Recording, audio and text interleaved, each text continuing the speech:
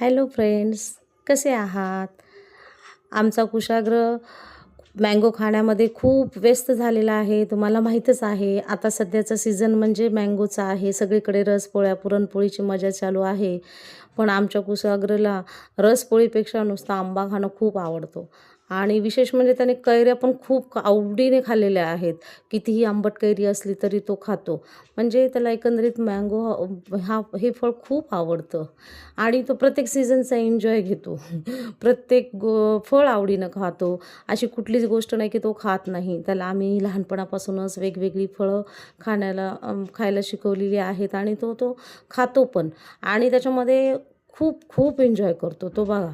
आंबा खात असताना त्याचा टी-शर्ट, त्याची खाण्याची पद्धत, तो खूप एन्जॉय करतो. प्रत्येक गोष्ट एन्जॉय करतो. आणि असं नाही की आम्ही पण त्याला अडवत नाही. तुला जसं खायचं तसं खा, मनसोक्त खा. कारण हे बालपण पुन्हा येणारं नसतं.